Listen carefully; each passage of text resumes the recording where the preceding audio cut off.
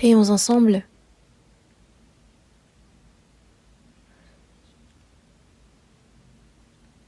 Du Notre Père, qui nous aime et qui est miséricordieux. En cette fin des temps que tu as fixée, au milieu de nombreuses personnes, tu nous as appelés en premier et tu nous as sauvés. Tu nous as séparés de ce monde pour être saints. Et dans cette Église dans laquelle tu œuvres, tu nous permets de te servir ensemble, de prêcher ton évangile et d'obéir en faisant le service. Merci pour cette vie que tu nous as accordée. Désormais, nous qui avons été sauvés par ton sang précieux, nous nous sommes réunis ensemble de nouveau devant toi, Seigneur, afin de louer ton grand amour et ta grande grâce, et en apprenant ta parole. En cette assemblée avec qui tu es, tu nous permets de communier ensemble dans cette communion sainte. Merci. Nous croyons que, en ce moment même, tu es avec nous. Veille sur chacun d'entre nous, et par ta main miséricordieuse, soutiens chacune de nos âmes. Et selon ce dont nous avons besoin, comble-nous par ta parole et par la puissance du Saint-Esprit. Nous te demandons de nous aider et nous prions pour cela. Tu vas bientôt revenir, et dans ce monde difficile dans lequel nous vivons, que nous soyons attachés à ta parole sainte et à ta puissance, afin que le jour où tu reviendras, jusqu'à ce jour, nous puissions vivre en obéissant à ta parole. Veille sur chacun d'entre nous. Les nombreuses églises du monde qui, malgré les difficultés, prêchent ton évangile à tous ces frères et sœurs. Sois avec eux par ta grâce, par ta parole, par la puissance du Saint-Esprit, afin qu'ils soient encore plus remplis de force pour prêcher ton évangile et qu'ils puissent conduire de nouvelles âmes, de nombreuses âmes à ta parole et qu'ils puissent être sauvés. Aide-les dans cette grande œuvre. En ton temps, tu nous donnes la parole. Tu nous montres la voie à suivre, Seigneur. En cette heure encore, il y a cette parole, cette volonté sainte que tu souhaites nous faire connaître. Aide-nous à la comprendre, afin que le reste de notre vie, nous ne vivions pas de façon vaine, mais que nous puissions vivre correctement, droitement, pour ta gloire et ta volonté. Aide-nous, nous avons prié au nom du Seigneur Jésus-Christ. Amen. Cherchons tous ensemble l'Évangile selon Matthieu, chapitre 10.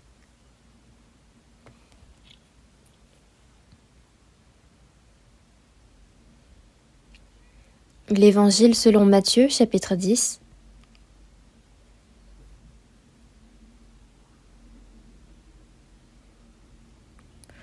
Matthieu, chapitre 10, verset 8. Ce seul verset, on va lire.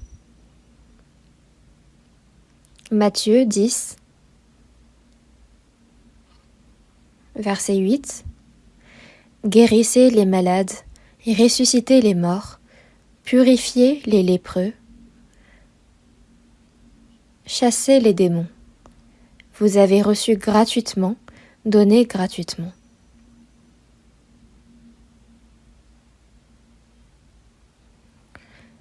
Dans cette parole prononcée par Jésus, il a dit « Vous avez reçu gratuitement, donnez gratuitement ». C'est autour de cette parole-là que je souhaite que nous étudions la parole. D'avoir reçu gratuitement, c'est la grâce de Dieu. La grâce, ce n'est pas par les efforts, parce qu'on a payé un prix, que l'on a obtenu, mais c'est qu'on a reçu gratuitement. Et cette grâce que Dieu nous a donnée, nous l'avons reçue gratuitement. C'est pourquoi donner gratuitement aux autres, c'est de cela dont on parle ici. Avant que nous soyons sauvés, tout ce qui était à moi, c'était évident que ça appartenait à moi. C'était ainsi que nous pensions. Mais ce qui est à moi est à moi. Ce qui est à toi est à moi également. Ce qui est à toi est à moi. C'est pour cela qu'on essayait de faire en sorte que tout était à moi. C'est la forme humaine. Dans Psaume chapitre 49, cherchons ensemble dans Psaume 49,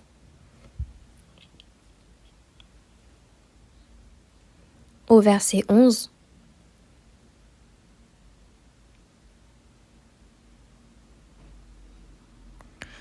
Dans le chapitre 49, verset 11, ils s'imaginent que leurs maisons seront éternelles, que leurs demeures subsisteront toujours. Ils donnent leur nom à leur terre.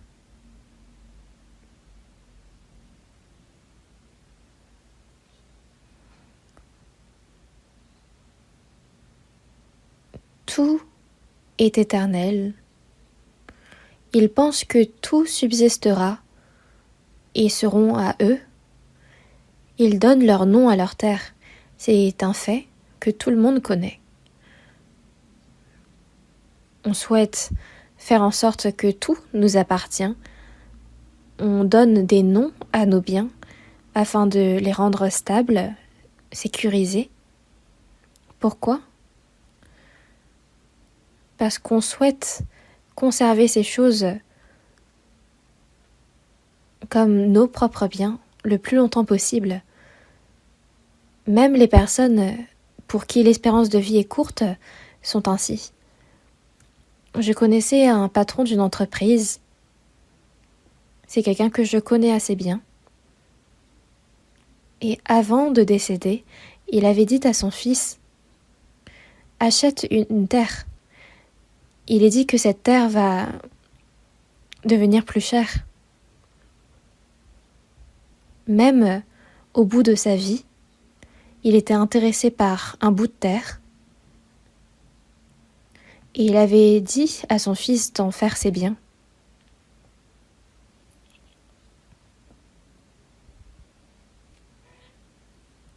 C'est une caractéristique, celle de vouloir faire des biens les siens, une caractéristique humaine que toute personne a.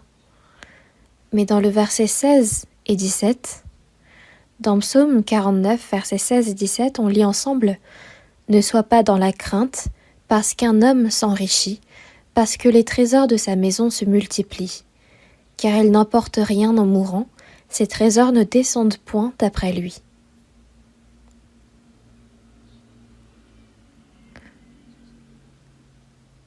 Qu'un homme s'enrichit parce que les trésors de sa maison se multiplient. C'est possible que cet homme reçoive les puissances et la gloire de ce monde, mais dans ce cas ne sois pas dans la crainte. Ne crains point. C'est une parole qui est en train de nous dire « Ne t'intéresse point en ces choses ». Pourquoi ? Car il n'emporte rien en mourant. Quand on regarde dans Ecclésiaste chapitre 5, comme il est sorti du ventre de sa mère nu, il s'en retourne comme il était venu. Et pour son travail, il n'emporte rien qu'il puisse prendre dans sa main. Il n'emporte rien en mourant, ses trésors ne descendent point après lui. Quand on meurt, toutes les richesses, toutes les gloires prennent fin avec cette mort. Ça prend fin, mais après cette mort, il y a un autre monde. Quand on regarde dans Luc chapitre 12, verset 20, on parle de ce riche qui est insensé, qui amasse des biens pour ensuite se reposer. Est-ce que vous pensez que l'âme se réjouira de tout ce repos après avoir amassé des trésors ? Dieu, concernant cet homme riche, dit « insensé ». Il dit que cet homme est insensé. Cette nuit même, ton âme te sera redemandée. Et ce que tu as préparé, pour qui cela sera-ce ?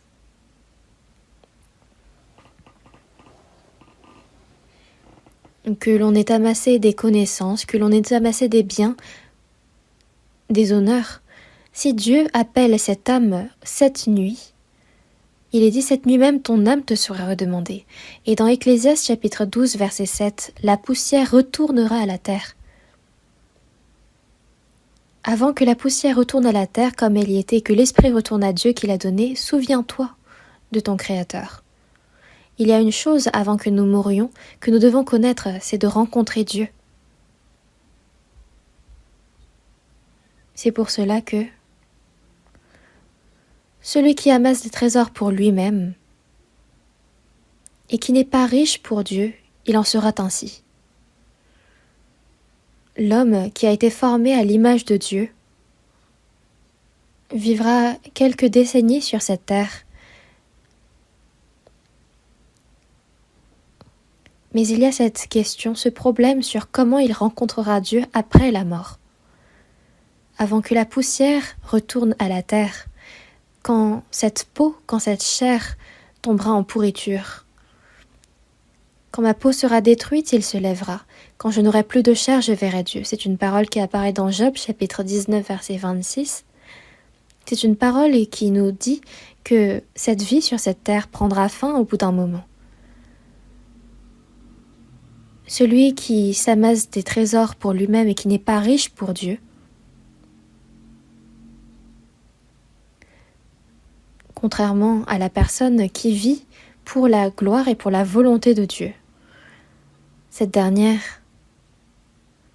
verra tous ses biens changer en des biens éternels, tandis que celui qui vit que pour lui-même, tandis que celui qui amasse des trésors que pour lui-même, n'aura rien devant Dieu.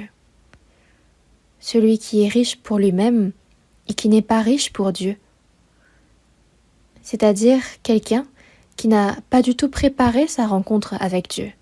C'est pour cela que dans Ecclésiaste chapitre 5 verset 15, « Comme il est sorti du ventre de sa mère nue, il s'en retourne comme il était venu. » Et pour son travail, il n'emporte rien qu'il puisse prendre dans sa main. Donc il est important pour nous, nous avons besoin de connaître ces choses à l'avance. Puis dans ce monde, toutes les choses qui nous appartiennent, il faut savoir que, en réalité, ce n'est pas vraiment à nous. Tous les chrétiens sauvés savent que tout appartient à Dieu. Tout a été créé par Dieu, tout existe en Dieu, par Dieu. Et tout va retourner à Dieu parce que tout existe pour ses plans et pour sa gloire. Quand on regarde dans 2 Chroniques,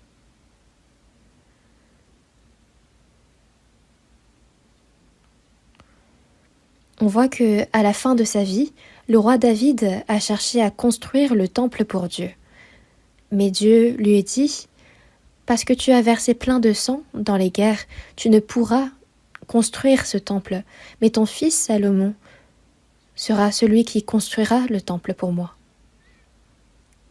David avait ce cœur sincère pour construire le temple pour Dieu, mais parce qu'il n'en était pas autorisé, afin de faciliter la construction par les mains de son fils, a utilisé tous les biens qu'il possédait pour les offrir à Dieu. Et en voyant cela, le peuple d'Israël, en retour, a lui aussi offert leurs biens pour la construction du temple. Puis il y a cette prière qu'ils ont faite. David disait « Que suis-je, moi, et que sont mon peuple pour que nous puissions offrir ces choses à Dieu ?» Toutes ces choses sont venues de Dieu. C'est pourquoi nous ne faisons que donner ce que le Seigneur nous a donné. Donc ce n'était pas à nous, mais le Seigneur, Dieu, nous les a donnés. C'est pourquoi nous te rendons ce que nous avons reçu de ta main.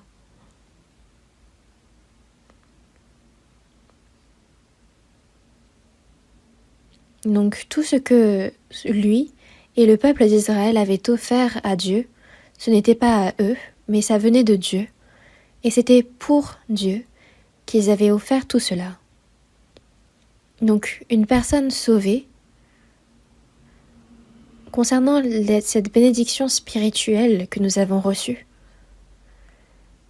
Quand nous avons été lavés de nos péchés, que nous avons reçu le salut, c'est la grâce. C'est pourquoi dans Éphésiens chapitre 1, verset 6, à la louange de la gloire de sa grâce qu'il nous a accordée en son bien-aimé. Donc d'avoir été sauvés, c'est la grâce que nous avons reçue de Dieu. Et il est dit à la louange de la gloire de sa grâce qu'il nous a accordée. Encore une parole bien connue dans Éphésiens chapitre 2, versets 8 et 9, « Car c'est par la grâce que vous êtes sauvés, par le moyen de la foi. » Et quelle est la suite? Récitons ensemble. « Et cela ne vient pas de vous, c'est le don de Dieu. Ce n'est point par les œuvres, afin que personne ne se glorifie. » Ce salut que nous avons reçu, c'est par la grâce de Dieu. Cela ne vient pas de vous, ce n'est pas parce que vous avez fait de bonnes œuvres, mais c'est le don de Dieu. Le don, la grâce, c'est le même mot. Un don, ce n'est pas quelque chose qui est donné parce qu'on a fait bien, mais que l'on ait mal fait ou bien fait. Le fait qu'on nous donne, c'est un don, c'est la grâce de Dieu. Et c'est par la grâce que vous êtes sauvés. Cela ne vient pas de vous, c'est le don de Dieu. Ce n'est point par les œuvres. Est-ce que nous avons fait quoi que ce soit pour recevoir le salut? Nous n'avons rien fait. Ce n'est pas des bonnes œuvres ou des œuvres qu'on ait faites pour Dieu, ça n'a aucun lien avec ces choses. Mais à cause de nos péchés, nous devions recevoir la malédiction, le jugement de Dieu. Mais quand on regarde dans Éphésiens chapitre 2 verset 4, « Mais Dieu, qui est riche en miséricorde, à cause du grand amour dont il nous a aimés. Il nous a rendus à la vie avec Christ, nous qui étions morts par nos offenses. » Lui qui est riche en miséricorde. La miséricorde, c'est qu'il a eu pitié de nous. Et à cause du grand amour dont il nous a aimés, il nous a rendus à la vie avec Christ, nous qui étions morts par nos offenses. C'est l'amour de Dieu. C'est par grâce que vous êtes sauvés. Donc, ce pardon des péchés, ce salut de notre âme, c'est la grâce que Dieu nous a accordée. Et dans Romains chapitre 3, verset 24, cherchons ensemble dans l'épître aux Romains, chapitre 3.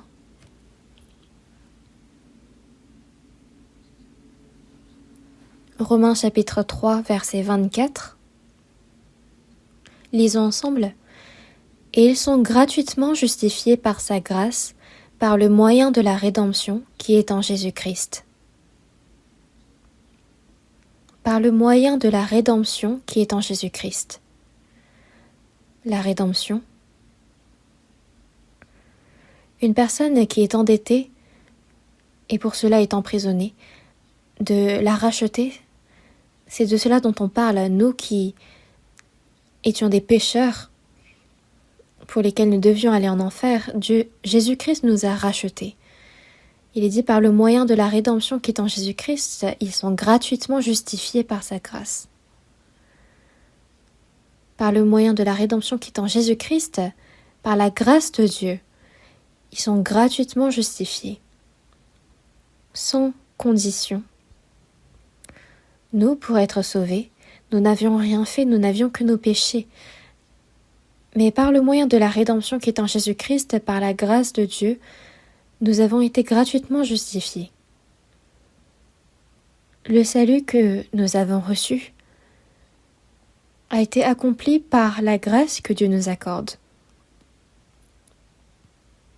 Cette grâce, cette paix, cette vie éternelle, cette espérance glorieuse d'entrer dans le royaume des cieux, tout cela nous a été accordé par la grâce sans condition. Ces choses qui nous ont été données gratuitement, c'est le don surprenant de Dieu, le salut, la vie éternelle. Ces choses-là, nous les avons reçues du Seigneur. Alors, Vous avez reçu gratuitement, donné gratuitement. La grâce que Dieu nous a donnée, il ne faut pas seulement la prendre pour moi-même et être content seul, mais il faut la partager avec les autres.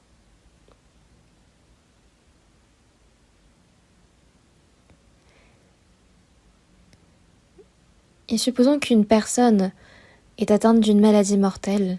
Il y a beaucoup de personnes qui meurent de cancer en ce moment. Et imaginons qu'il y a une personne qui a donné un remède qui a fait que ce patient est guéri de son cancer. Et il possède sur lui le même remède qui permet de guérir les cancers. Que doit-il faire alors ? Avec ce remède, il devrait le partager aux autres personnes atteintes de cancer, n'est-ce pas ?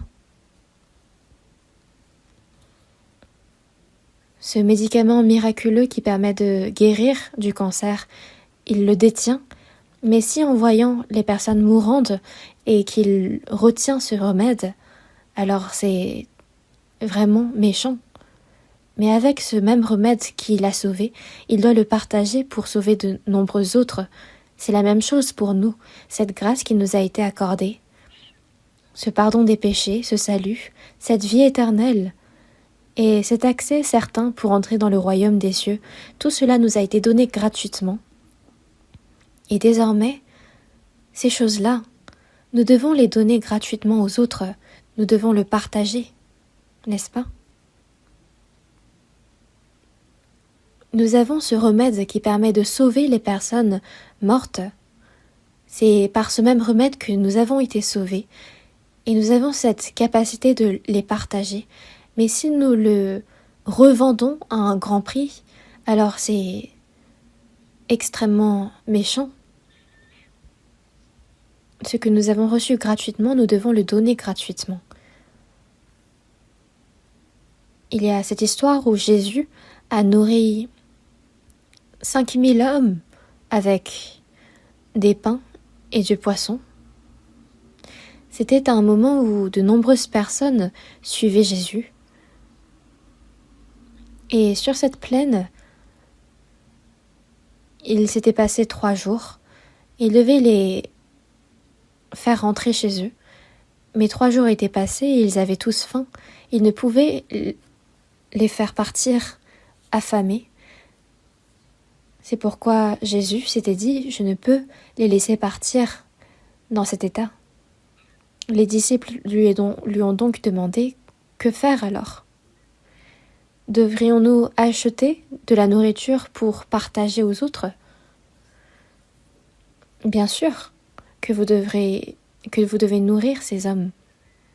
Dans ce cas, devrions-nous acheter ces pains pour 200 deniers ? Ça ne suffirait pas pour que chacun en reçût un peu. Et Jésus a demandé à ce qu'on voit quelle nourriture on possède en ce moment. Et il n'y avait qu'un jeune garçon qui avait présenté 5 pains d'orge et 2 poissons.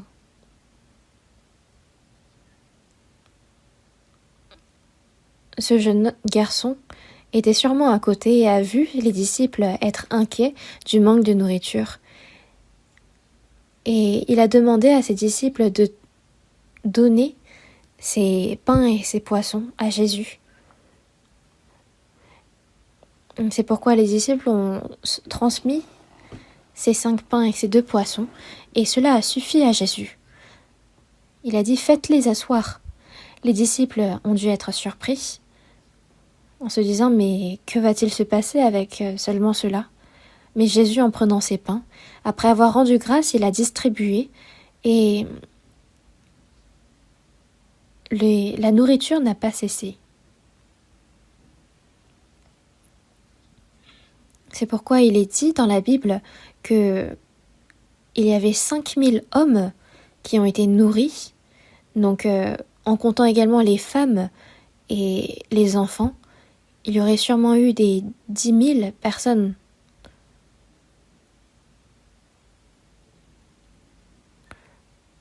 Jésus a dit « nourrissez-les ». Et c'est ce jeune garçon qui a donné 5 pains d'orge, 2 poissons, et par ces aliments-là, Jésus a nourri des milliers de personnes. Mais il n'y a rien d'étrange parce que Jésus est le Créateur. Par sa seule parole, il a créé les cieux, la terre, et par sa seule parole, il domine sur toutes les créatures.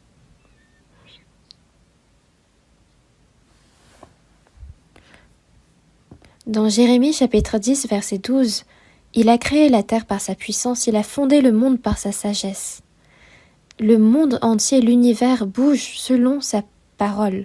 Et s'il prononçait le mot « arrête-toi », alors le monde lui-même pourrait s'arrêter. Et s'il disait « disparaît », le monde entier pourrait disparaître. Jésus est le Créateur, et c'est par la parole qu'il exerce sa puissance et qu'il domine sur toute chose. L'homme, pour obtenir de la nourriture, doit cultiver la terre, doit en récolter le blé, puis ensuite le moudre. Il doit en faire de la farine pour ensuite la pétrir et en faire du pain. Mais Dieu n'a pas besoin de tout ce processus. En passant tout cela, il peut créer de nulle part du pain. Donc même sans ces pains d'orge et ces poissons, Jésus était totalement capable de produire de la nourriture. Mais ce jeune garçon a apporté ces 5 pains d'orge et ces 2 poissons aux disciples. De même, nous, quand nous apportons de nos biens pour que Dieu les utilise à bien, alors Dieu peut, à travers ces sacrifices, produire des miracles incroyables. Donc les disciples n'ont fait que transmettre ce qu'ils ont reçu du Seigneur. Il y a des choses que le Seigneur nous donne, et avec ces choses, si nous les partageons, le miracle de Dieu peut se manifester. Voyons ensemble dans 1 Pierre, chapitre 4, première épître de Pierre, chapitre 4, 1 Pierre 4, verset 10,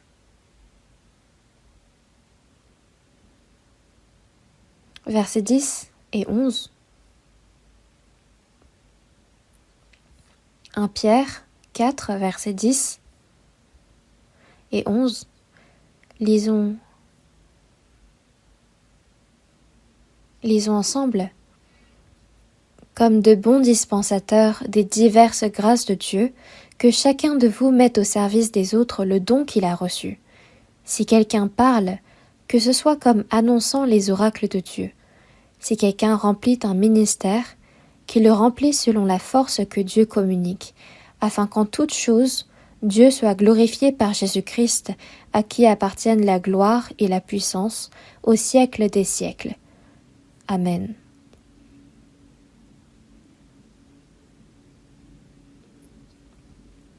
Que chacun de vous mette au service des autres le don qu'il a reçu. Aux chrétiens sauvés, Dieu donne à chacun de ces chrétiens des dons pour servir Dieu, pour transmettre l'Évangile et pour faire le service au sein de l'Église.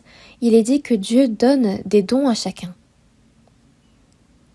Que chacun de vous mette au service des autres le don qu'il a reçu comme de bons dispensateurs des diverses grâces de Dieu. Un bon dispensateur est celui qui a reçu des missions de la part de son maître et qui sert dans sa maison. C'est celui qui est un peu comme un secrétaire, quelqu'un qui s'occupe des biens de son maître. Comme de bons dispensateurs des diverses grâces de Dieu, que chacun de vous mette au service des autres le don qu'il a reçu. Si quelqu'un parle, que ce soit comme annonçant les oracles de Dieu. De quoi on parle ici? C'est que quand on parle, on ne doit pas mettre en avant ses pensées, mais ce qu'on a appris, ce qu'on connaît, c'est des choses qui sont dignes de la parole de Dieu, des choses droites selon la parole de Dieu. Et si nous proférons des choses qui n'ont aucun lien avec Dieu, ce sont des paroles mensongères, des paroles qui peuvent poser problème. Même si nous ne citons pas mot pour mot la Bible, il faut que nos paroles, nos actions soient comme si nous proférions les oracles de Dieu. Si quelqu'un remplit un ministère, qu'il le remplit selon la force que Dieu communique. Quand nous faisons un ministère, on parle là du sacrifice. Moi, j'ai fait telle ou telle œuvre. Moi, c'est parce que je suis douée que j'ai offert ce don devant Dieu. Parce que j'ai des biens, j'ai offert beaucoup. Alors cela rend gloire à soi-même, ça ne rend pas gloire à Dieu. Mais il est dit qu'il le remplit selon la force que Dieu communique. David, après avoir offert tous ses biens à Dieu, il a dit, ces choses-là, c'est de Dieu que ça vient. Je ne fais que donner à Dieu ce que Dieu m'a donné. De la même façon, quand nous faisons le service, nous ne faisons pas le service selon nos propres forces, selon ce qui m'appartient, mais qu'il le remplit selon la force que Dieu communique. C'est alors qu'en toute chose, Dieu va être glorifié par Jésus-Christ.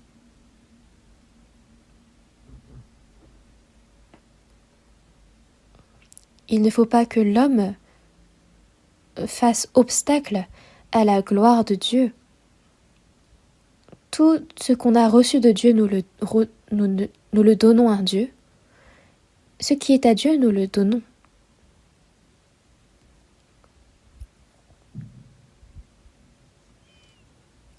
Puis encore dans Première épître aux Corinthiens chapitre 9. Première épître aux Corinthiens chapitre 9. Chapitre 9 verset 16. Je vais lire 1 Corinthiens 9 verset 16. Si j'annonce l'évangile, ce n'est pas pour moi un sujet de gloire, car la nécessité m'en est imposée, et malheur à moi si je n'annonce pas l'évangile. L'apôtre Paul a écrit 14 livres du Nouveau Testament. La vie de l'apôtre Paul, depuis le moment où il fut sauvé, jusqu'au moment où il fut décapité en prêchant l'évangile à Rome, n'a cessé de prêcher l'évangile. En annonçant l'évangile, il a souvent été emprisonné, souvent battu. Il a été lapidé une fois, puis, pensant être mort, on l'a jeté hors de la ville, mais il s'est relevé, puis il est reparti prêcher l'évangile. Il a passé des nuits sans sommeil à plusieurs reprises, exposé à la faim, la nudité, la soif. Mais il est dit qu'il n'avait rien de quoi se vanter. Dans 1 Corinthiens chapitre 15, verset 10, il disait « J'ai prêché l'évangile plus que quiconque, mais loin de là j'ai travaillé plus que tous, mais c'est par la grâce de Dieu que je suis ce que je suis. » C'était afin que la gloire revienne à Dieu et à Dieu seul. C'est pourquoi, s'il ne prêche pas l'évangile, malheur à moi si je n'annonce pas l'évangile, c'est qu'il n'a rien de quoi se vanter. Car la nécessité m'en est imposée. C'est quelque chose qu'il ne peut pas ne pas faire. L'apôtre Paul a beaucoup souffert et il a annoncé l'évangile, mais il a dit lui-même qu'il n'avait de quoi se vanter. Car tout cela est la grâce de Dieu. Dans Actes chapitre 20 verset 24, il est dit « Mais je ne fais pour moi-même aucun cas de ma vie, comme si elle m'était précieuse, pourvu que j'accomplisse ma course avec joie, et le ministère que j'ai reçu du Seigneur Jésus, d'annoncer la bonne nouvelle de la grâce de Dieu. » Sur la route de Damascus, l'apôtre Paul a rencontré Christ alors qu'il était en train de persécuter les chrétiens, et à partir de ce moment où il a compris la grâce de Dieu, c'était seulement pour prêcher cette bonne nouvelle de la grâce de Dieu. Il est dit que Dieu a choisi l'apôtre Paul pour être l'apôtre des païens, Et il est dit, le ministère que j'ai reçu du Seigneur Jésus d'annoncer la bonne nouvelle de la grâce de Dieu. C'est ce salut que Dieu a opéré par la mort de Jésus sur la croix en versant son sang. Et afin de remplir ce ministère d'annoncer la bonne nouvelle de la grâce de Dieu, je ne fais pour moi-même aucun cas de ma vie comme si elle m'était précieuse.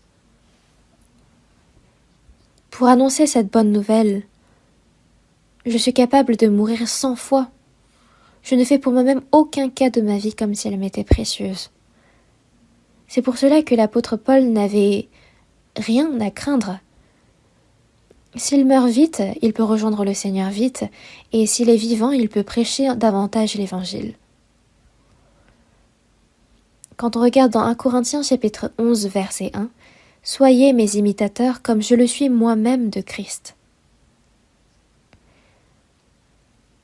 Jésus est celui qui a été fait chair en tant que Dieu. Et les disciples avaient demandé une fois à Jésus de leur montrer Dieu le Père, en disant « Nous n'avons jamais vu le Père, ce serait tellement bien de pouvoir le voir. » Et Jésus a répondu « Celui qui m'a vu a vu le Père, comment pouvez-vous dire « Montrez-moi le Père » ?» Dieu, qui est invisible aux yeux de l'homme, s'est montré en forme de chair, sous la forme de Jésus. Donc, en Jésus, on pouvait voir Dieu, fait homme, l'amour de Dieu, la parole de Dieu, la puissance de Dieu. Toutes les choses que Jésus a faites, c'était pour montrer Dieu. Celui qui m'a vu a vu le Père. Et qu'en est-il après le départ de Jésus ? L'apôtre Paul a dit que j'ai été l'imitateur de Christ.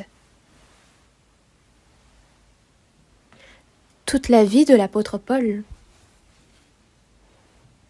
c'était pour montrer Jésus-Christ. Jésus-Christ, c'est à travers l'apôtre Paul qu'il fut comme réincarné. Soyez mes imitateurs comme je le suis moi-même de Christ. Qui pourrait prononcer cette parole ? C'est pourquoi les chrétiens qui imitent l'apôtre Paul, qui lui-même a imité Christ, deviennent de bons modèles au sein de l'Église. Et c'est ainsi que l'Évangile est prêché davantage.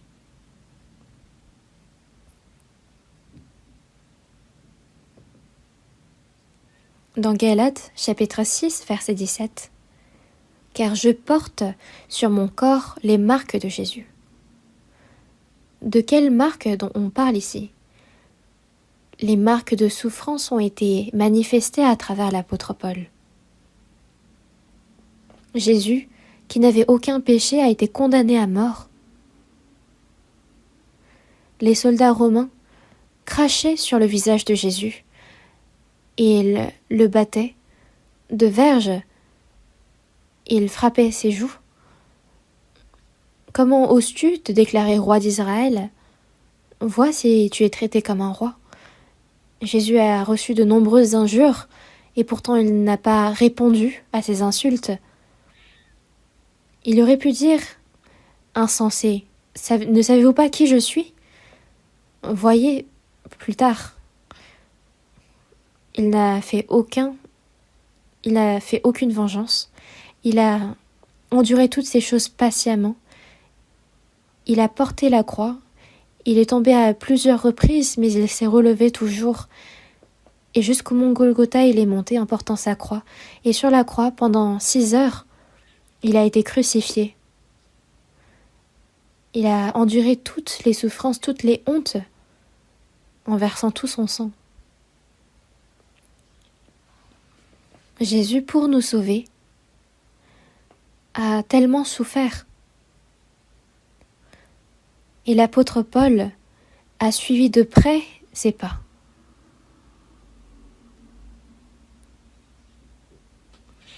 Toutes les grâces qui nous ont été données,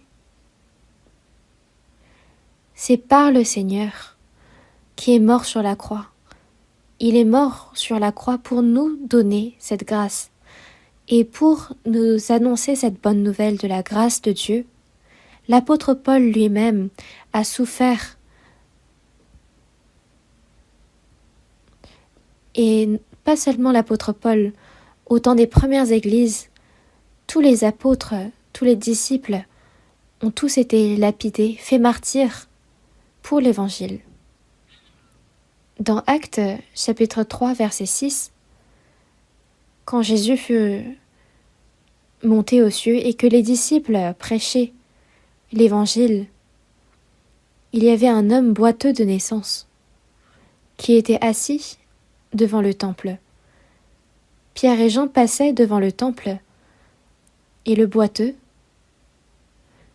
a demandé l'aumône à ces deux hommes. Mais qu'a dit Pierre ? Je n'ai ni argent ni or, mais ce que j'ai, je te le donne. Au nom de Jésus-Christ de Nazareth, lève-toi et marche. Je pense que réellement les disciples, les apôtres, ne possédaient pas d'argent. Je n'ai ni argent ni or, mais ce que j'ai, je te le donne. Au nom de Jésus-Christ, lève-toi et marche. Cet homme boiteux était boiteux de naissance, donc il n'avait jamais marché de sa vie. Il était mendiant, et pourtant, à cet instant même, il s'est mis debout, puis il a suivi les apôtres. Ce que j'ai, je te le donne. Nous sommes incapables de réaliser ce genre de miracle, mais il y a bien quelque chose que nous possédons, n'est-ce pas ? Qu'est-ce ? Cette grâce spirituelle que nous avons reçue. C'est cette jeunesse, cette force, ces talents. Tout ce que Dieu nous a donné est au Seigneur. Mais ce que j'ai, je te le donne. Tout ce que nous avons a été donné par Dieu. C'est pour l'œuvre de l'Évangile, c'est pour prêcher cette bonne nouvelle que Dieu nous donne ces choses et pour lesquelles nous devons utiliser. Et c'est par là que Dieu manifeste ces miracles. Quand on regarde dans 2 Corinthiens chapitre 6, verset 10, dans la deuxième épître aux Corinthiens chapitre 6, voyons ensemble 2 Corinthiens chapitre 6, chapitre 6, verset 10, lisons ensemble. Comme attristés, et nous sommes toujours joyeux, comme pauvres, et nous enrichissons plusieurs, comme n'ayant rien, et nous possédons toutes choses. L'apôtre Paul disait comme attristés, et nous sommes toujours joyeux. Pourquoi ? C'est parce que les évangélistes, les apôtres qui étaient les compagnons d'œuvre qui marchaient avec l'apôtre Paul ont beaucoup souffert, et pourtant comme attristés, et ils étaient toujours joyeux. Quand ils étaient battus de verge, quand ils prêchaient l'évangile du Seigneur, ils étaient heureux, ils étaient joyeux de pouvoir être persécutés pour cela. Quand on regarde dans Actes chapitre 16, on voit que Paul et Silas étaient en train d'évangéliser à Philippe, mais on les a arrêtés. On a fait arracher leurs vêtements, on les a battus de verge et on les a jetés en prison. Et vers le milieu de la nuit, qu'ont-ils fait ? Ils ont prié et chanté les louanges de Dieu. Parce que pour avoir été persécutés, pour avoir souffert pour le Seigneur, ils étaient contents. Comme attristés, nous sommes toujours joyeux. Comme pauvres, et nous enrichissons plusieurs. Pourquoi ? C'est parce que cette grâce qui nous donne le pardon des péchés, qui nous justifie et qui fait de nous les enfants de Dieu, quelle grâce est plus grande que celle-là ? Comme pauvres et nous enrichissons plusieurs, comme n'ayant rien et nous possédons toutes choses. Les chrétiens sont vraiment étranges. Même s'ils n'ont rien, nous sommes heureux. Pourquoi ? Parce que nous possédons toutes choses que Dieu nous donne. Toutes les choses que nous avons. Mon corps, ma jeunesse, ma santé, mes biens. Il faut savoir que toutes ces choses sont au Seigneur. Dans la première épître aux Corinthiens, chapitre 6, verset 19, « Vous ne vous appartenez point à vous-même. Vous avez été rachetés à un grand prix. Glorifiez donc Dieu dans votre corps et dans votre esprit qui appartiennent à Dieu. » Mon corps et mon âme ont été rachetés par le sang précieux du Seigneur. Le Sauveur Jésus au Calvaire, par son sang et son eau versée, a racheté mon âme et corps à un grand prix, m'a racheté. Par le sang précieux du Seigneur, mon âme et mon corps à un grand prix m'a racheté. C'est pourquoi vous ne vous appartenez point à vous-même, car vous avez été rachetés à un grand prix. Glorifiez donc Dieu dans votre corps et dans votre esprit qui appartiennent à Dieu. Dans la première épître aux Corinthiens chapitre 7 verset 23, vous avez été rachetés à un grand prix. Dans une autre version, il est dit un grand prix. À quel point, combien a-t-il dû payer pour me racheter?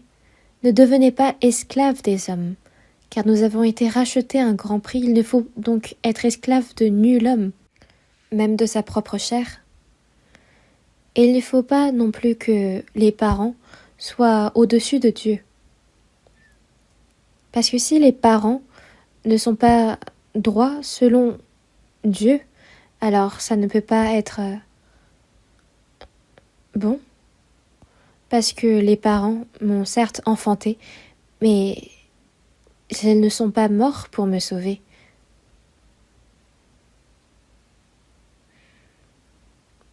C'est le Seigneur qui m'a racheté, et il faut penser que tout ce que j'ai est à Dieu.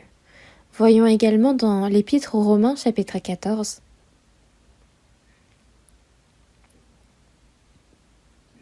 Romains, chapitre 14, versets 7 et 8.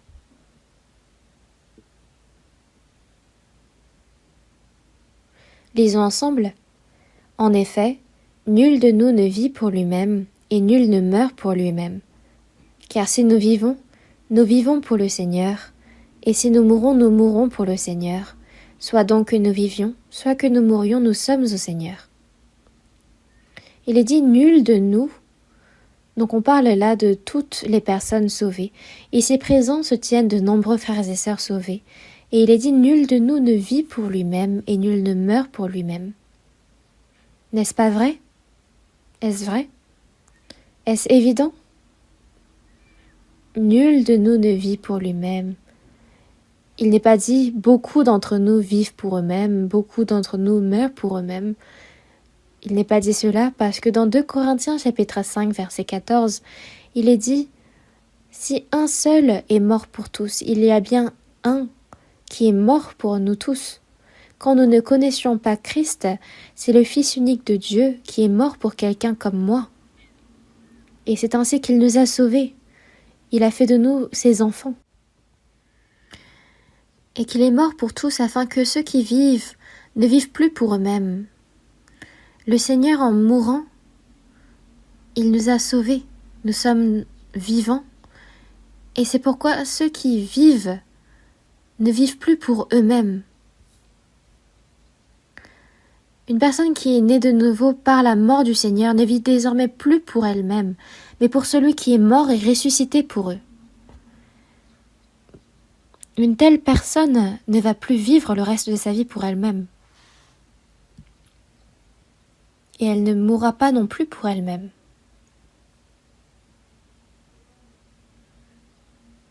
Nous, que nous vivions, que nous mourions, nous sommes au Seigneur. Si je vis pour toi. Si je meurs pour toi. En toute chose, une personne qui est prête à mourir pour le Seigneur sera capable de vivre correctement pour le Seigneur. Au milieu d'entre nous, il y a beaucoup de prédicateurs. Beaucoup de prédicateurs également dans le monde entier qui ont été envoyés, qui ont été appelés Et il y a une phrase que nous proclamons souvent.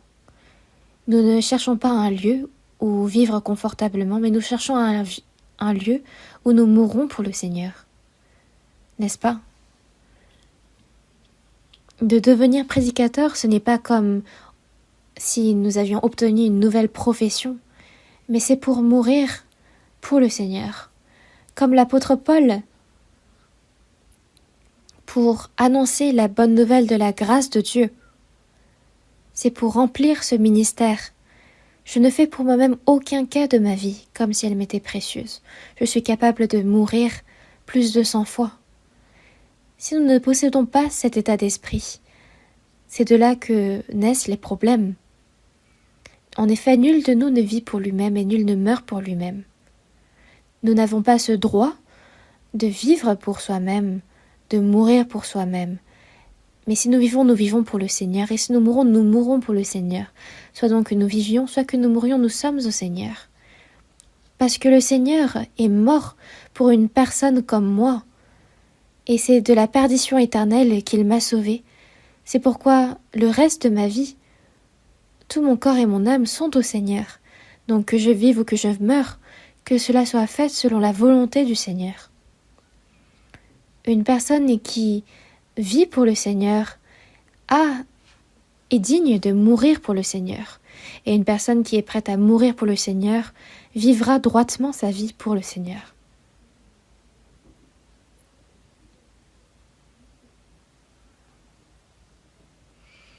Soit donc que nous vivions, soit que nous mourions, nous sommes au Seigneur. Et au verset 10,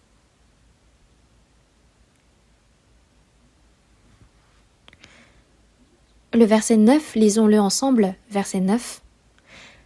Car Christ est mort et il a repris vie, afin de dominer sur les morts et sur les vivants.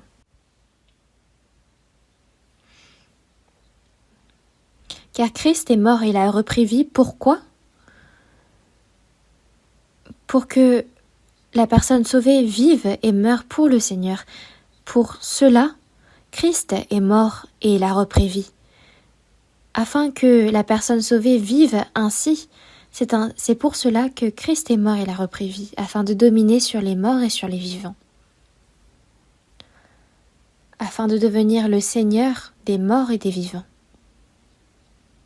Il faut qu'on soit clair sur ce point.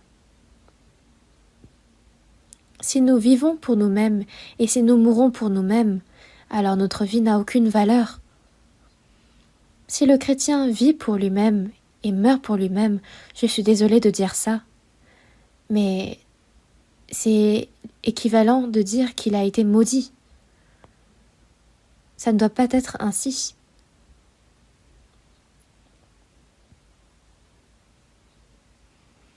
C'est pourquoi le reste de notre vie, tout ce qui est à nous,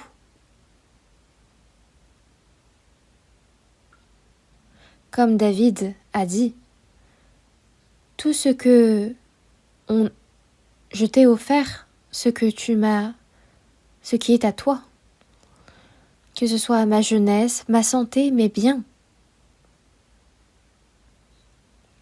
ces choses-là, je n'ai fait qu'offrir à Dieu ce qui est déjà à toi. Et parce que le Seigneur m'a donné cette grande grâce, ce qui est à moi, je dois la donner à Dieu.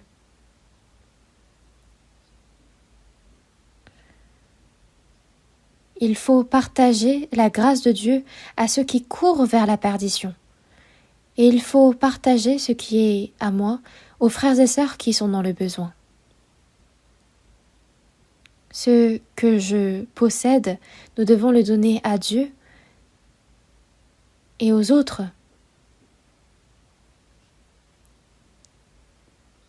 Ce qui m'a été donné, je dois le donner à Dieu, je dois le partager aux autres. Parce que ce que Dieu m'a donné, il ne faut pas seulement l'utiliser pour moi et pour ma famille, mais également pour tous ceux qui sont dans le besoin.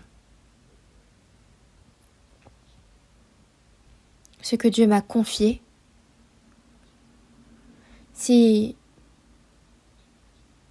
je m'attache à cela et que je pense que c'est à moi, il ne faut pas que je l'utilise comme bon me semble.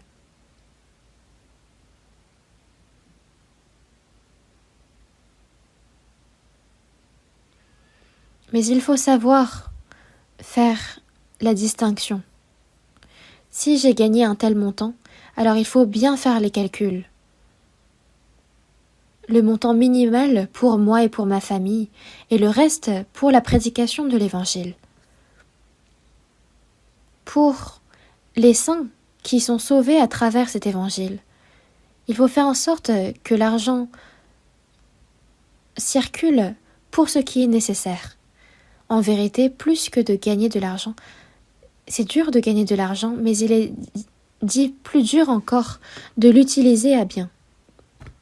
Quand on voit les gens utiliser de l'argent, il y a des moments où on pense « Ah, mais cette personne, il vaut mieux qu'elle ne l'utilise pas. » Il est dur de gagner de l'argent, mais il est encore plus dur de l'utiliser droitement. Et parce qu'on parle des biens en ce moment, sur l'objectif des chrétiens, sur la valeur d'un chrétien, on le sait en voyant comment ce chrétien utilise cet argent. Parfois Dieu accorde de l'argent à certains. Il est dit dans la Bible que Dieu enrichit et que Dieu appauvrit. Et en faisant cela, il observe comment cette personne utilise son argent. Si elle dépense pour son propre plaisir, comme bon lui semble, ou alors si elle la dépense pour la gloire et pour la volonté de Dieu. En observant cette personne, on voit bien sa foi, on voit bien ses valeurs et ses objectifs de vie, à 100%. C'est pourquoi quand Dieu accorde de l'argent, c'est 100% une épreuve de sa personnalité. Si on donne un certain montant à une personne et qu'on lui dit « emploie-le comme tu veux », on voit à 100% comment cette personne vit sa vie. C'est pourquoi cette parole qui dit qu'il est encore plus dur de dépenser cet argent, de l'utiliser, est vraie. Voyons ensemble dans 1 Thessaloniciens chapitre 2,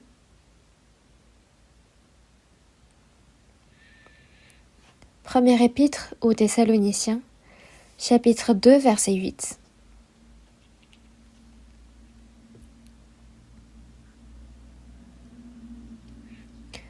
Dans notre vive affection pour vous, nous aurions voulu vous donner non seulement l'évangile de Dieu, mais encore nos propres vies, tant vous nous étiez devenus chers.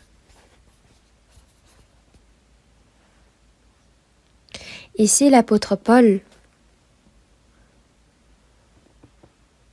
il y a Paul, il y a Silas et Timothée. Ces trois hommes avaient envoyé une épître à l'église en Thessalonique. Et il dit dans notre vive affection pour vous. Ces apôtres avaient une vive affection pour les saints de Thessalonique. Nous aurions voulu vous donner non seulement l'évangile de Dieu, mais encore nos propres vies tant vous nous étiez devenus chers. Non seulement l'évangile, ils souhaitaient non seulement donner l'évangile, mais également leur propre vie tant vous nous étiez devenus chers. Une personne qui prêche l'évangile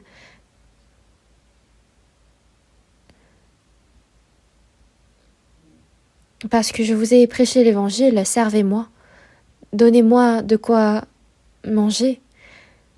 Il est vrai que c'est quelque chose d'évident, mais ce n'est pas avec cet état d'esprit qu'il faut prêcher l'évangile.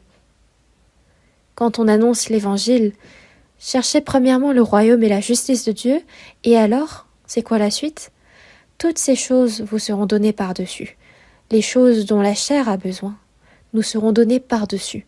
Une personne qui fait correctement l'œuvre du Seigneur, Dieu ne va pas la laisser mourir, mais il va prendre en charge toute sa vie.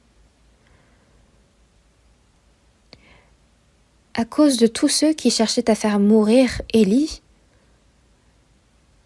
Élie s'était caché près du torrent de Kérith. Et jour et nuit, il y avait des corbeaux qui lui apportaient du pain et de la viande, et il buvait de l'eau du torrent. Parce que il n'y avait personne pour l'aider, c'était à travers les corbeaux, c'est un miracle. Parfois, même pour aider l'homme, Dieu utilise des animaux. Donc, si on suit la volonté de Dieu, tout le reste est pris en charge par Dieu. Ça n'a aucune faute, aucun mensonge. Dieu accomplit forcément son œuvre et sa parole. Donc, nous aurions voulu vous donner non seulement l'évangile de Dieu, mais encore nos propres vies. L'apôtre Paul, non seulement il voulait donner l'évangile aux saints de Thessalonique, mais également sa propre vie. Comme une nourrice qui prend un tendre soin de ses enfants. C'est une parole vraiment surprenante. Jusqu'au jour où l'évangile nous est parvenu, connaissez-vous combien de personnes sont mortes pour prêcher cet évangile? C'est vraiment de nombreuses personnes qui sont mortes en prêchant cet évangile. Au début, quand j'évangélisais, pendant des années, je pensais que les prédicateurs n'avaient pas ce qu'on appelait un salaire. Bien sûr qu'il n'y en a pas. Et parce qu'il y avait des invités qui venaient, et je devais les accueillir. Mais plus il y avait de personnes qui venaient, alors que je n'avais rien de quoi les accueillir, je ne m'inquiétais pas. Parce que je savais que Dieu allait prendre soin de cela.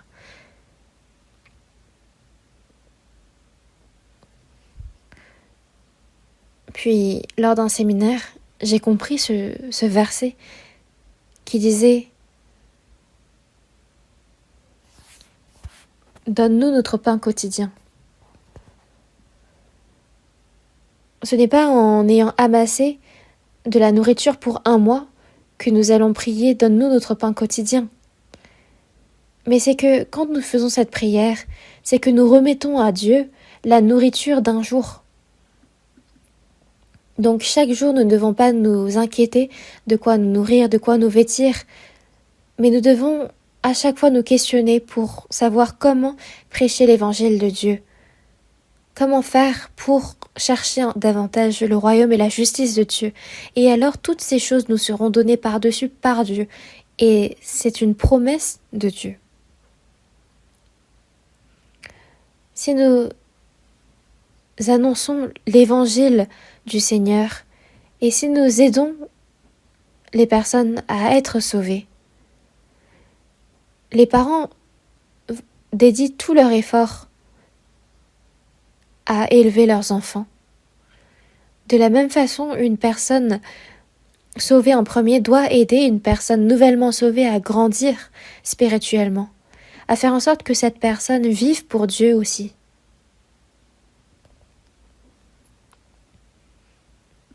Il faut que les personnes sauvées en premier aident dans la foi les personnes nouvellement sauvées, mais également dans la chair. Il faut qu'ils les aident.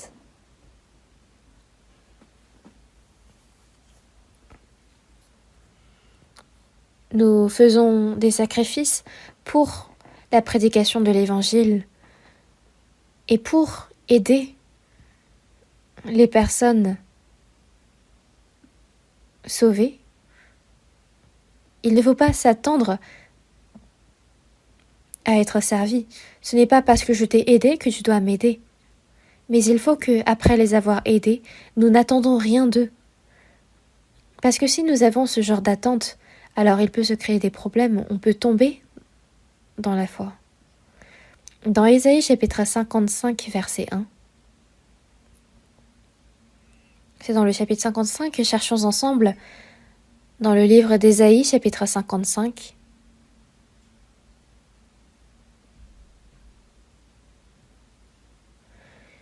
Chapitre 55, verset 1. Verset 1, lisons ensemble. « Vous tous qui avez soif, venez aux eaux, même celui qui n'a pas d'argent. Venez, achetez et mangez, venez acheter du vin et du lait sans argent, sans rien payer. Vous tous qui avez soif. » Plus que ceux qui ont soif dans la chair, on parle de ceux qui ont soif spirituellement. Venez aux eaux, venez à la grâce de Dieu. Dans Jean chapitre 4, verset 14, « Mais celui qui boira de l'eau que je lui donnerai n'aura jamais soif, et l'eau que je lui donnerai deviendra en lui une source d'eau qui jaillira jusque dans la vie éternelle. Celui qui trouve de cette eau aura la paix éternelle. » Venez acheter et manger, venez acheter du vin et du lait, sans argent, sans rien payer. La grâce de Dieu est donnée gratuitement à tous ceux qui croient. Le pardon des péchés est donné gratuitement.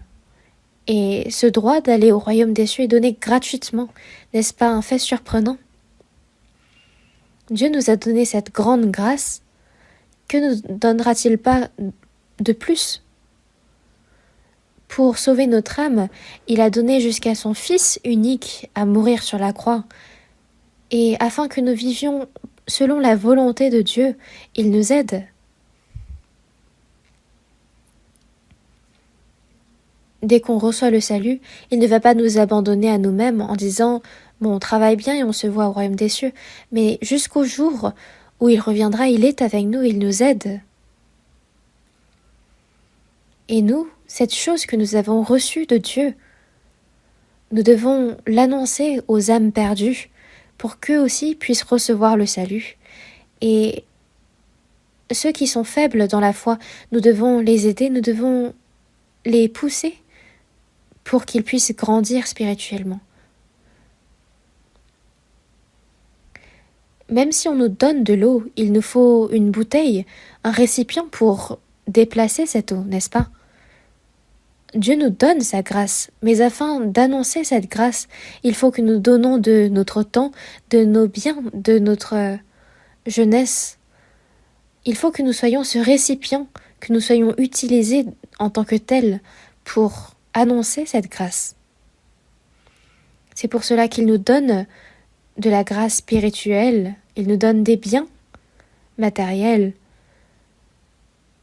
Et ces choses-là, nous devons les utiliser de façon précieuse pour la volonté du Seigneur.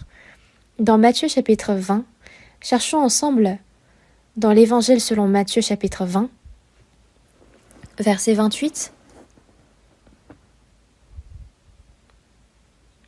Lisons ensemble. « C'est ainsi que le Fils de l'homme est venu, non pour être servi, mais pour servir et donner sa vie comme la rançon de plusieurs. » Dans la parole de Jésus, il est dit « Je ne suis pas venu pour être servi. » Il n'est pas venu pour être servi, mais pour servir. Pour servir. Non mais Jésus, qui est à la même hauteur que Dieu, cet être glorieux, est venu dans ce monde et il est venu pour servir ces nombreux pécheurs. C'est pour cela que le Fils de l'homme est venu non pour être servi, mais pour servir et donner sa vie comme la rançon de plusieurs. Jésus a servi et il a donné sa vie comme la rançon de plusieurs pour le pardon des péchés. Voyez combien grand est le sacrifice que le Seigneur a fait pour nous. Et nous qui avons été ainsi sauvés, que devons-nous faire? Cette grâce du Seigneur, afin de l'annoncer à de nombreuses personnes encore, et pour la foi faible, de nombreux frères et sœurs, nous devons nous sacrifier en retour.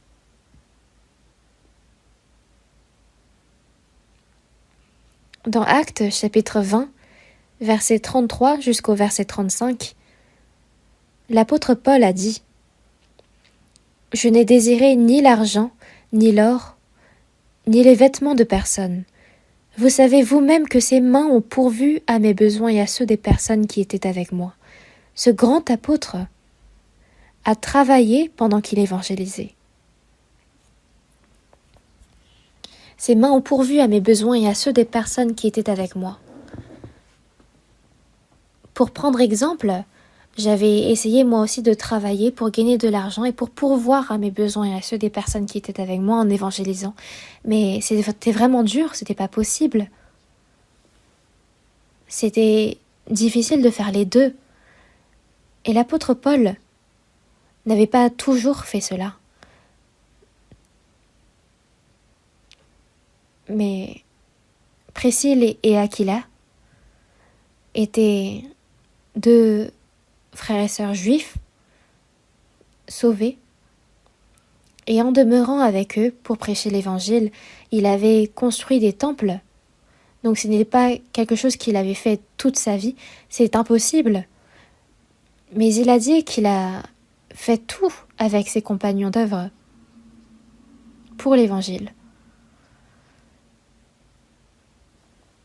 Et se rappeler les paroles du Seigneur qui a dit lui-même « Il y a plus de bonheur à donner qu'à recevoir ». Le Seigneur lui-même a dit « Il y a plus de bonheur à donner qu'à recevoir ».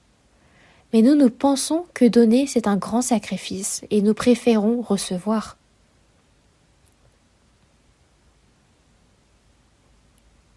Mais il est dit, il y a du bonheur à celui qui reçoit, mais il y a de la bénédiction à celui qui donne.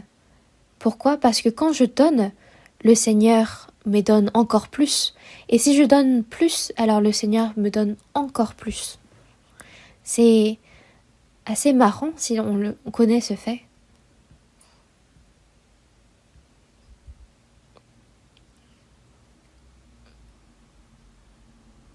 Nous avons reçu le salut, nous sommes donc des chrétiens, c'est-à-dire que le Christ vit en nous. Nous sommes des hommes de Dieu. Et le premier intérêt de l'amour de Dieu, c'est de rendre gloire à Dieu. Deuxièmement, c'est de sauver les âmes. L'œuvre du salut des âmes. Alors troisièmement, quel est le troisième intérêt? C'est d'aider les frères et sœurs sauvés. Dans Proverbes chapitre 3, verset 27, « Ne refuse pas un bienfait à celui qui a droit quand tu as le pouvoir de l'accorder. »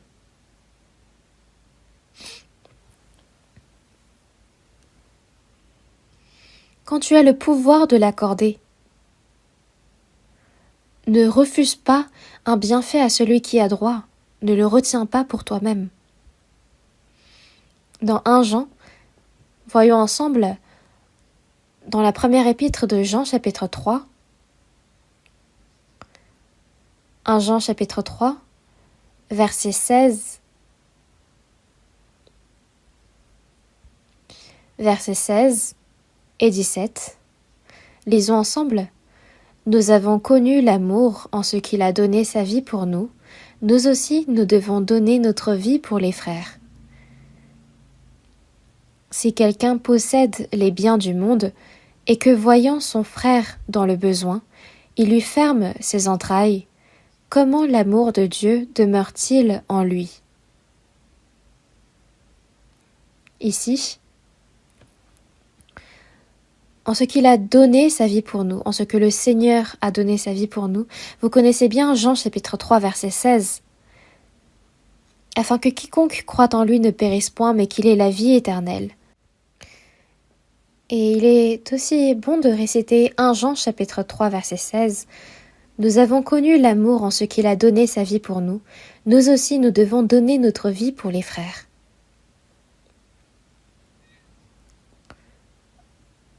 De donner sa vie pour les frères, c'est quelque chose d'évident. Une personne qui sait donner sa vie, ça n'a rien de compliqué. Et au verset 17, « Si quelqu'un possède les biens du monde et que voyant son frère dans le besoin, il lui ferme ses entrailles, comment l'amour de Dieu demeure-t-il en lui ?» Si cette personne possède les biens du monde et que voyant son frère dans le besoin, il lui ferme ses entrailles, forcément on a ce cœur qui a envie d'aider à ce frère, cette sœur est dans de telles difficultés. On a cette envie de vouloir aider. Et pourtant, de fermer ses entrailles, c'est quoi? Qu'est-ce qui ferme? C'est sa propre chair. On a ce cœur de vouloir aider, mais c'est notre chair qui bloque, qui ferme ses entrailles en disant « Tu n'as pas besoin, tu n'es pas obligé. Observe juste. »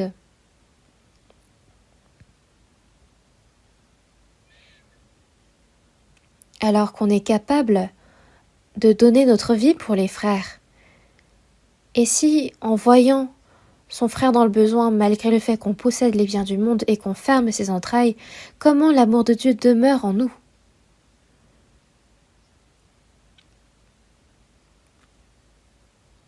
Il faut que l'amour, c'est comme de l'eau qu'on puise. Il faut qu'on puise. Mais si on ne puise pas l'eau dans le puits, alors cette eau stagne et pourrit. Donc, cet amour que nous connaissons, il faut que l'on puise comme de l'eau et qu'on la partage parce que la source d'eau qui vient de Dieu est éternelle, elle est illimitée. Si quelqu'un possède les biens du monde et que voyant son frère dans le besoin, il lui ferme ses entrailles, comment l'amour de Dieu demeure-t-il en lui?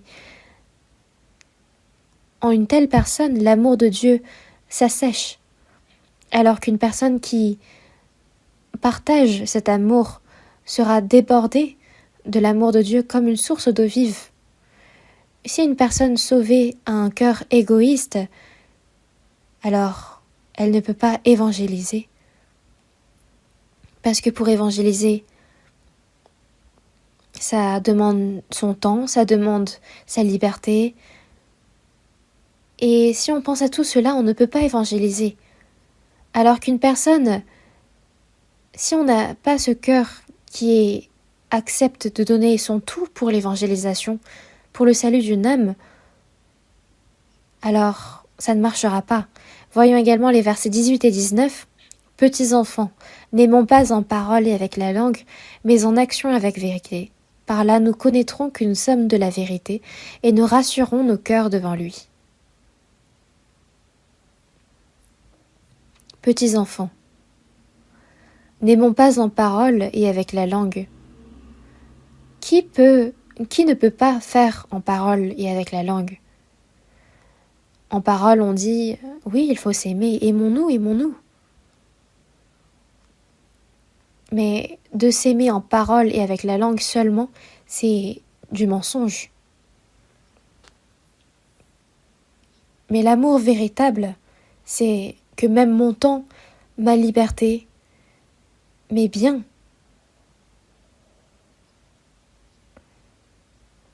c'est de pouvoir les sacrifier pour les autres, c'est ça le vrai amour. Dieu nous a tant aimés qu'il a donné son Fils unique. Si Jésus n'était pas mort, comment connaîtrions-nous l'amour de Dieu? Dieu lui-même n'a pas seulement manifesté son amour par la parole, mais il a donné son Fils unique pour mourir pour nous. Ainsi, nous aussi, pour appliquer l'amour de Dieu, ce n'est pas seulement en parole et avec la langue, mais en action et avec vérité. D'aimer seulement avec la langue, ce n'est pas un véritable amour, mais en action et avec vérité. Par là, nous connaîtrons que nous sommes de la vérité. En vérité, c'est quand nous aimons en action avec vérité que nous connaîtrons que nous sommes de la vérité et nous rassurons nos cœurs devant Dieu. Une personne qui n'aime pas de cette façon ne saura pas être rassurée devant Dieu.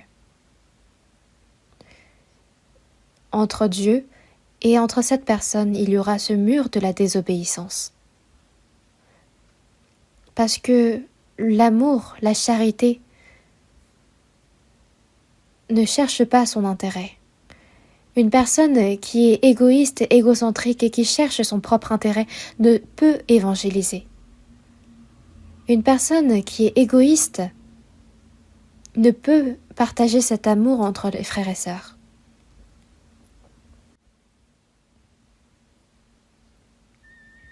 Donc le premier intérêt de l'amour de Dieu, c'est de donner gloire à Dieu. Deuxièmement, l'œuvre du salut des hommes. Et troisièmement, aider les frères et sœurs dans le besoin. C'est pour ces choses que nous nous sacrifions nous-mêmes. Quand on regarde dans Proverbes chapitre 19 verset 6, beaucoup de gens recherchent la faveur de l'homme généreux. L'homme généreux, c'est celui qui élargit son cœur pour donner. Beaucoup de gens recherchent la faveur de l'homme généreux, et chacun est l'ami de celui qui fait des dons.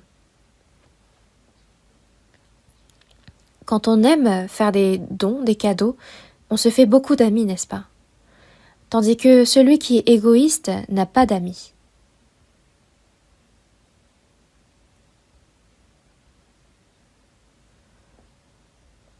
Mais j'ai l'impression que les Coréens ont un cœur généreux.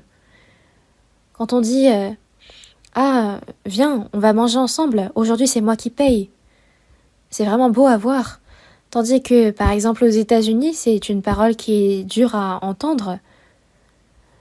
On dit que un père et un fils vont manger ensemble dans un restaurant et chacun paye sa part séparément.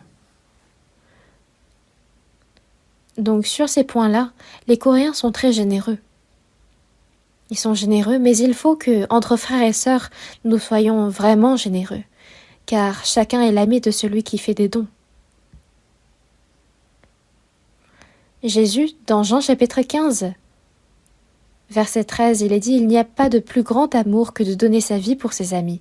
Vous êtes mes amis si vous faites ce que je vous commande. » Le Seigneur, en nous sauvant, afin de faire de nous ses amis, il est mort à notre place. Et nous, afin de faire des autres hommes nos amis, dans Luc chapitre 16 verset 9, faites-vous des amis avec les richesses injustes quand elles viendront à vous manquer, quand elles disparaîtront, pour qu'ils vous reçoivent dans les tabernacles éternels. Durant notre séjour dans ce monde, il ne faut pas que nous nous fassions des amis méchants. Il n'y a pas le temps pour nous fréquenter des amis méchants. Mais qu'est-ce que ça veut dire, faites-vous des amis avec les richesses injustes? C'est amassez-vous des richesses, des amis à fréquenter au royaume des cieux. C'est que si nous investissons de notre temps, de nos biens, pour sauver une âme, alors cette âme-là, nous la verrons éternellement au royaume des cieux quand ce monde prendra fin, quand cette vie prendra fin. Ils vous recevront dans les tabernacles éternels. Au royaume des cieux, nous verrons qui s'est sacrifié pour me sauver. Quels frères et sœurs ont prié pour que je sois sauvé? Qui se sont sacrifiés, qui se sont donnés pour que je reçoive le salut? Pour la mission à l'étranger, nous faisons beaucoup de sacrifices, nous donnons de nos biens. Dans notre Église, il n'y a personne qui insiste pour que chacun fasse l'offrande.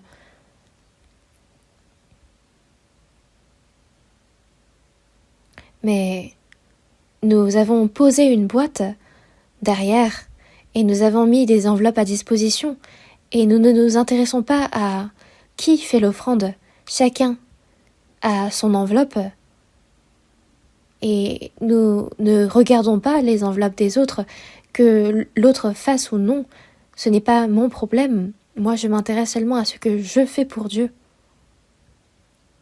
Mais quand même, dans notre Église, chacun fait sa part. Une personne qui fait parce qu'on lui a demandé de faire, c'est que cette personne est encore faible dans la foi. Mais dans notre Église, chaque frère et sœur donne sans même qu'on ait à lui demander. Et sûrement vous n'avez pas conscience du montant qui est amassé pour la mission à l'étranger.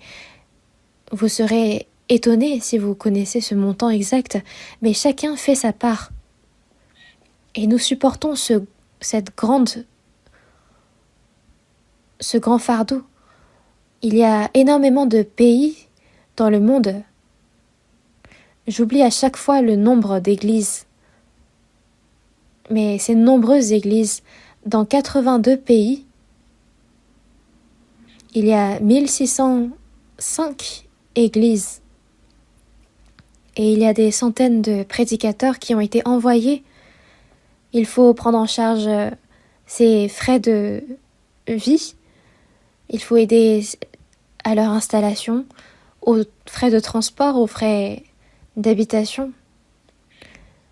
Il y a énormément de frais finalement pour l'envoi des prédicateurs. Et il y a besoin d'énormément d'argent. Et là où ils vont, il y a énormément d'âmes qui sont sauvées. Et ces personnes-là, sûrement que en ce moment même, elles ne connaissent pas combien de personnes ont prié pour elles, combien de personnes ont donné de leur bien pour elles, mais quand elles iront au royaume des cieux, elles connaîtront parfaitement qui et comment les personnes se sont sacrifiées pour leur salut. Et à ce moment-là, elles recevront tous ceux qui se sont sacrifiés pour son salut. C'est pourquoi nous avons encore beaucoup à faire. C'est pourquoi, durant notre séjour sur cette terre, que ce soit le temps que nous avons, nos biens matériels, notre liberté, notre jeunesse, tout ce que nous avons pour l'Évangile, pour Dieu, nous devons nous sacrifier. Parce que nous avons reçu cette grande grâce, c'est pourquoi il est évident que nous devons nous sacrifier en retour. Car si le grain de blé qui est tombé en terre ne meurt, il reste seul, mais s'il meurt, il porte beaucoup de fruits.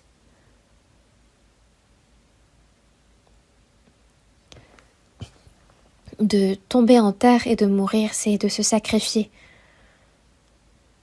Le Seigneur nous a donné beaucoup de choses, et la grâce que j'ai reçue gratuitement, nous devons la donner gratuitement aux autres, et pour cela, je dois sacrifier évidemment mon temps, ma liberté, mes biens, et en retour, Dieu va me combler d'encore plus de biens. Voyons ensemble une dernière parole dans Luc chapitre 6. L'Évangile selon Luc, chapitre 6.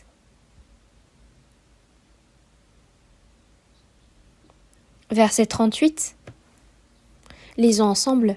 « Donnez, et il vous sera donné. On versera dans votre sein une bonne mesure, serrée, secouée et qui déborde, car on vous mesurera avec la mesure dont vous serez servi. » Donnez. C'est Jésus qui parle. Donnez, et il vous sera donné. Il vous sera donné. Si je donne, c'est Dieu qui me donnera du haut des cieux. Et si je donne encore, il me donnera encore. Et si je donne beaucoup, il me donnera beaucoup. Est-ce que vous en avez fait l'expérience ? C'est vraiment drôle. Donnez, il vous sera donné. On versera dans votre sein une bonne mesure, serrée, secouée et qui déborde. Plus que ce que j'ai sacrifié, le Seigneur encore plus. Une bonne mesure serrée, secouée et qui déborde.